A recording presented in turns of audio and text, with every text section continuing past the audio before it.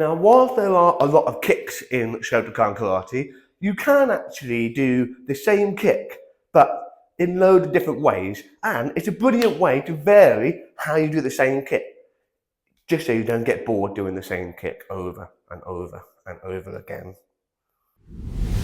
Hello and welcome back to the channel. If you just joined us, you are watching Norwich Karate Academy. Be sure to check out all our other videos, and while you're there, click the subscribe button to keep up to date with all our content. So we'll start with probably the most common kick in Shotokan karate, which is front kick. Now, when you normally kick a target, you're normally focusing on the back leg, driving your knee up, and you focus on snapping your leg so that you kick the target with the ball of your foot nice and sharp.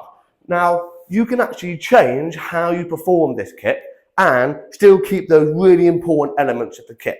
So, to change things up a little bit, instead of focusing on driving with your back leg and kicking, you're going to be using the back leg to perform a little half step. So this actually changes how you perform the kick, but you're still keeping the really important things such as focusing on your knee raise, focusing on pushing your hips forward when you kick. So to focus on kicking with your front leg, you have to drive up with your back foot in order to then perform the front kick with your front leg. So once you get the hang of moving forward, you're still keeping control of your arm and you're not turning your body side on. You're still focusing on that drive forward to perform the front kick, but you're making sure that your back foot comes up nice and sharp while your whole body still faces the target to then perform off the front leg. And then gradually you can speed this up so that once your foot hits the floor, you drive your front leg forward, very much how you would off the back leg, so that you drive your leg up the ribs, nice and low, over the target. You're not jumping up and then down. You're essentially still going forward, driving your foot and your hips forward to perform a kick off your front leg. So now, if you enjoyed that one, you might enjoy this one as well. This one includes a little change and can actually be really good for developing your speed, not only in your leg, but how you move. Now, this one is all about making sure that you set yourself up properly so then you can still perform a good front kick. When we say change, we don't mean a full body change. You're essentially changing nice and quickly, but you're still having that nice setup with your hips forward and your arms forward so that your hip eventually stretches so that you can fire your kick out nice and quickly towards the target. So that change actually sets you up nicely so that you can develop that speed and fire your leg out, still going from your hip. Very much like when you're in this position and you drive your hip forward. But it's once you've done that quick change, you're in a good position to develop that kick nice and strong. So once you change, it's all about changing and then firing your legs out. You don't want to change your arms or lean forward, but otherwise you're not in a good position to perform the kick. It's keeping your back straight, keep your core nice and strong, have that quick change and think that stretch will help you fire your kick out, and eventually you can speed it up so that once you change your leg, that speed goes 1, 2, and you have that quick change and you can actually get a lot of power out of that kick. Just a quick reminder, keep up to date with Norwich Karate Academy by clicking that subscribe button. So when it comes to roundhouse kick, the very common way is to be able to kick off the back leg, and it's still a brilliant way of being able to see how you can generate power through your roundhouse kick, especially when you've got a target where you don't have to hold back as much. So very commonly, it's very much about kicking the target nice and hard with the correct foot position, so you're still enabling your body to twist, so you can send your whole foot through the target. Again, it's making sure that you are in the correct position so that you're twisting your foot and you're twisting your body. Because you know that for sure, if you don't twist your body correctly, you aren't going to be able to generate that much power when you kick.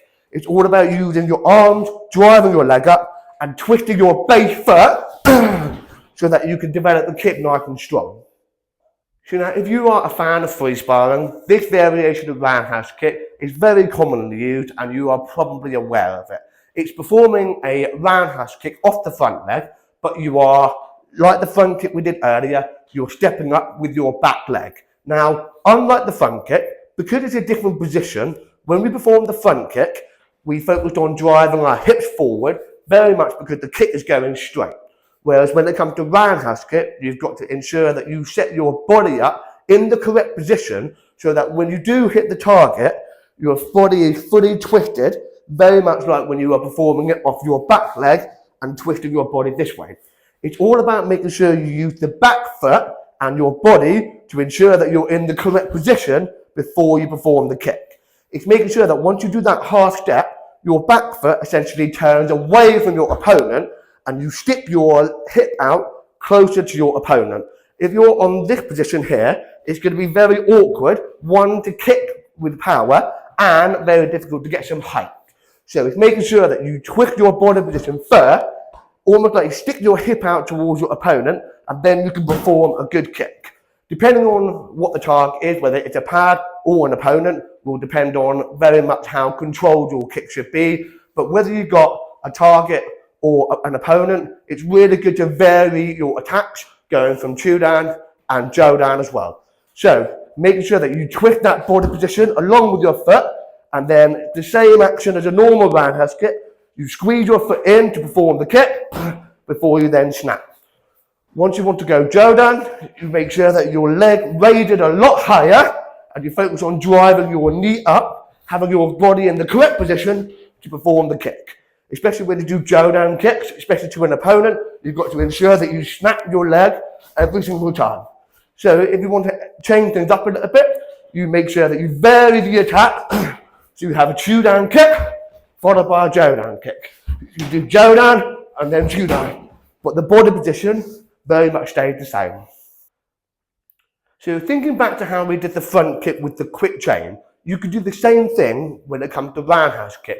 And just because you can't perform it in free sparring, or maybe you don't do it in your key-on for a grading purpose, it's a fantastic way to change up how you perform your kick. It's a different approach and it makes it fun, which is the most important part of developing your own training. So when it comes to roundhouse kick and the quick change, it's very much like how we perform front kick. You don't want to be changing your arms.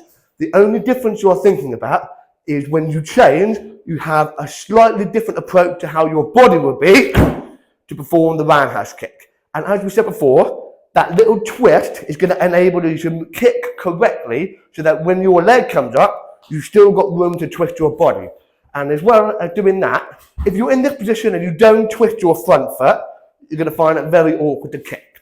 So that quick change slightly on the side enables you to then fire your leg out and then continue twisting your base foot to perform a really nice strong roundhouse kick. It's much more fun kicking chu down height, because especially if you've got a target or a big pad, you can really lay into it.